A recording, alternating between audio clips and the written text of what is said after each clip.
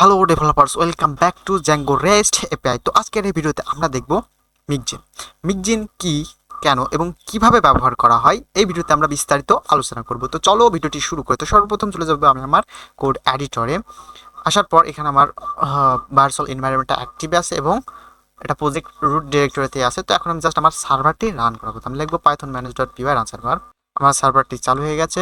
Control click করে তো এটা আমার ব্রাউজারে রিডাইরেক্ট করবে। আচ্ছা, এখানে আমি যদি কনসোলে আসি তো এখানে আমাকে আনঅথরাইজ বলছে। মূলত আমরা যেই টোকেন পারমিশনটা ছিল, আমরা যেই আমাদের সিস্টেমে যে ডাব্লিউটি অথরাইজেশন দিয়েছিলাম সেখানকার টোকেনের ম্যাথ এক্সপায়ার হয়ে গেছে। তো সেটাকে জাস্ট রিফ্রেশ করবো, তাহলে এটা সমাধান হয়ে যাবে। তো এখানে আমি এটাকে জাস্ট কপি করলাম, আলাদা একটা ট্যাব নিলাম এবং এখানে লিখলাম token, TOKEN token, sorry API token, PI plus TOKEN token. আমি যদি এটাকে পোস্ট রিকোয়েস্ট করি তাহলে এটাকে আমাকে একটা অ্যাক্সেস টোকেন দেবে। আপাতত এই টোকেনটা ব্যবহার করে আমরা আগামী 50 মিনিট কোনো প্রকারের ঝামেলা ছাড়া এই টোকেনটা আগামী 50 মিনিট আমরা ব্যবহার করতে পারবো। তো আমি চলে যাব আমার ইন্ডেক্স ফাইলে, এখানে আসব এবং এখানে আমার যে টোকেনটা ছিল এটাকে জাস্ট রিপ্লেস করাবো।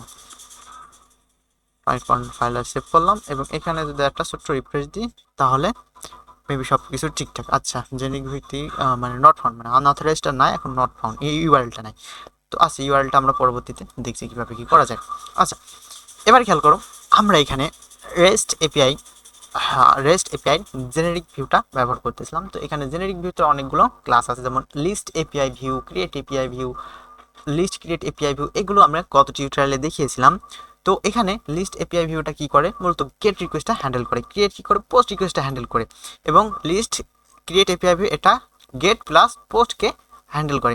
এবং আমরা একটা ফাংশনের ভিতরে শুধু এই লিস্ট এপিআই হোক বা ক্রিয়েট এপিআই হোক, যে কোনো একটা ব্যবহার করতে পারি। কিন্তু আমরা সেম কাজটা করি মিকজিমের সাহায্যে। মিকজিম কি করবে, আমরা জেনারিক ভিউকে ইনহেরিট করবো, সাথে মিকজিম একটা ক্লাসকে ইনহেরিট করবো। আসলে প্রথমে উত্তর দিই, মিকজিমটা কি? মিকজিমটা হলো একটা রিইউজেবল স্মল ক্লাস, যেটা কার্ড অপারেশনের ফাংশনালিটি প্রদান করে।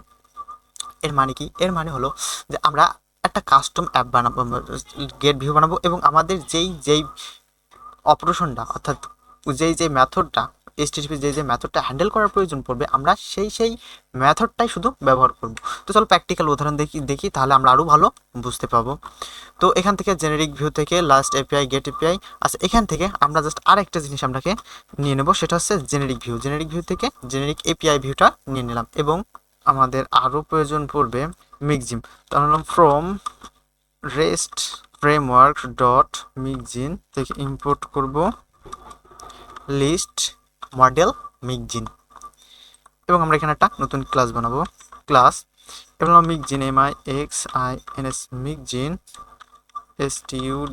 স্টুডেন্ট, মিকজিন স্টুডেন্টই হিসেবে দিলাম, মিকজিন স্টুডেন্ট। এবং এটা ইনহেরিট করবে, প্রথম জিনিসটি ইনহেরিট করাবো সেটা হচ্ছে generic API view, generic API view. এবং সেকেন্ডটা হচ্ছে আমরা এখানে কোন ফাংশনালিটিটা প্রদান করব। তারপর আমরা গেট রিকোয়েস্টটা হ্যান্ডেল করতে চাই, তাহলে আমরা ব্যবহার করব লিস্ট মডেল মিকজিন, লিস্ট মডেল মিকজিন। এবং এখানে জাস্ট এই দুইটা সিরিয়ালাইজার ক্লাস, এই দুইটা লাগবে, এটা হলো সিরিয়ালাইজার আর এটা হলো কোয়েরি সেট দিয়ে দিলাম। এবার আমরা একটা ফাংশন লাগবো গেট রিকোয়েস্টে হ্যান্ডেল করার জন্য। তো আমরা লিখলাম ডেফিনেশন গেট রিকোয়েস্ট, এবং প্রথম প্যারামিটারটা হয় সেলফ।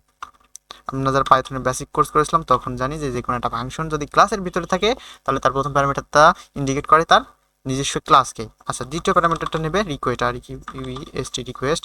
তারপরে যদি কোনো প্রকারের প্যারামিটার থাকে, সাপোজ আর্গুমেন্ট অথবা কিওয়ার্ড আর্গুমেন্ট, ডবল স্টিক কে আর দিয়ে দিলাম, এবং এটাকে আমরা রিটার্ন করাবো self dot list list request. ব্যাস, হয়ে গেল। আচ্ছা, এটা কিন্তু এখন আপাতত গেট রিকোয়েস্ট হ্যান্ডেল করার জন্য মোটামুটি প্রস্তুত। আমাদের এখানে রিট্রিভ না, এখানে যদি আমরা লিস্ট এপিআইটাও ব্যবহার করতাম ঠিক সেম কাজটাই করতো। সহজ কথায় generic API view plus list model mixin, এই দুইটা মিলে হয় লিস্ট এপিআই ভিউ। খুব সহজ কথায়, চলো এটাকে আমরা এবার ভিউ করাই। তো মিকজিম এপিআই ভিউর জন্য আমরা চলে যাবো ইউআরএলে। এখান থেকে আমাদের ইম্পোর্ট করা লাগবে জেনারিক, এখানে হবে মিকজিম স্টুডেন্ট। আচ্ছা, এটাকে আমরা কমেন্ট আউটই করি, আমাদের এটা যেহেতু লাগছে না। আমরা একটা নতুন পাথ নেব, PA path API slash generic, একটা ইউআরএল নিলেই হলো। এরপর আমরা আমাদের যে ক্লাসটা বানালাম সেটাকে ভিউ করাবো। তো আমরা লিখলাম মিক্সিম স্টুডেন্ট ডট অ্যাজ ভিউ। মোটামুটি আমার ইউআরএলও রেডি।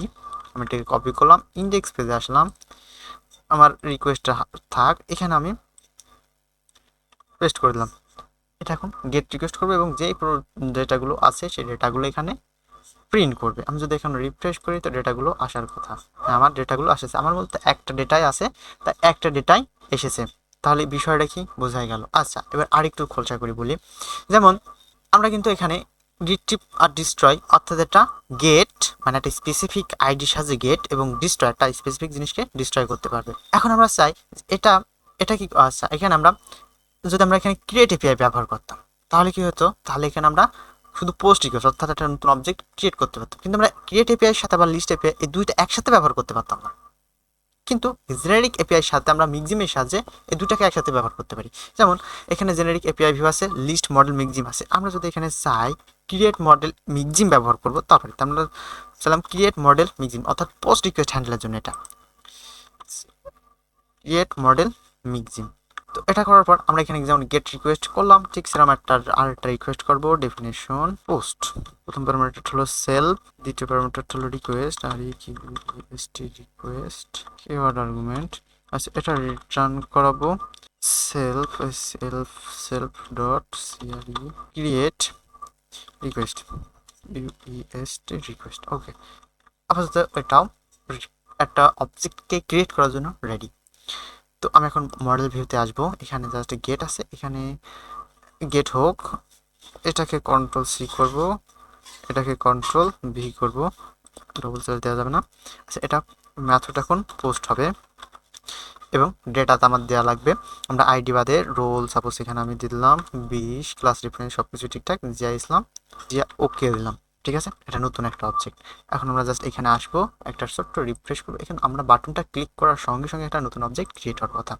আমার কিন্তু নতুন অবজেক্টটা ক্রিয়েট হয়েছে, জিয়া ওকে রোল 20। আচ্ছা, আমি রিফ্রেশ করলে এখন আমার এখানে দুইটা অবজেক্ট আসবে। খেয়াল করো, এই কাজটা সেম কাজটা আমরা কি দ্বারা করতাম, সেম কাজটা আমরা করতাম লিস্ট এবং ক্রিয়েট এপিআই ভিউ দ্বারা। গেট রিকোয়েস্ট এবং পোস্ট রিকোয়েস্ট দুটাকে হ্যান্ডেল করতে পারে, কিন্তু এখানে আমরা কাস্টমভাবে তৈরি করলাম জেনেরিক লিস্ট মডেলকে, লিস্ট মডেল মিক্সিম সাথে ক্রিয়েট মডেল মিক্সিম। আমরা চাইলে এখানে আরও ব্যবহার করতে পারি, যেমন আমরা গেট করলাম, পোস্ট করলাম, আমরা চাইলে এখন আপডেট করতে পারি। আপডেট করতে গেলে কিন্তু আমাকে স্পেসিফিক আইডি দেওয়া লাগে। ঠিক আছে, তো আমরা এখানে কি ক্রিয়েট করলাম, আমরা এখানে ক্রিয়েট মডেল আছে, এখানে আমরা এবার যেহেতু আমরা আপডেট করব তাই হচ্ছে আপডেট মডেল মিক্সিম। এটা কি পুট মেথড হ্যান্ডেল করার জন্য। তো এখানে আমরা ওটাকে ইনহেরিট করলাম আপডেট পুট মডেল মিক্সিম। আচ্ছা, এবার আমরা এটাকে জাস্ট রেপ্লিকেট করলাম, এটা পোস্ট ছিল, এখন এটা পুট হবে, ইউটি put method self dot update request. আচ্ছা, আপডেট রিকোয়েস্ট, এবার এটার জন্য কিন্তু আমার একটা স্পেসিফিক আইডি দেওয়া লাগে, সুতরাং এখানে আমার ইউআরএল একটু চেঞ্জের প্রয়োজন। এটাকে জাস্ট রেপ্লিকেট করব এবং এখানে একটা আইডি দেওয়া লাগবে, আমরা হলো init clone ID clone slash দেওয়ার পর আমরা যদি এখন এটাকে রিফ্রেশ করি, কোনো পরিবর্তন নাই। আমরা এখানে আসি, এখানে আসার পর ইন্ডেক্স পেজে আসার পর এখানে আমরা একবার আইডিটা দেবো। আচ্ছা, আমরা খেয়াল করে আমার জিনিসটার আইডি কার কেমন, আমরা সাপোজ নিচেরটা যার আইডি হচ্ছে 11 এটাকে চেঞ্জ করতে চাই, তাহলে আমরা এখানে দিলাম 11 এবং এটা রিকোয়েস্ট এখন হবে পুট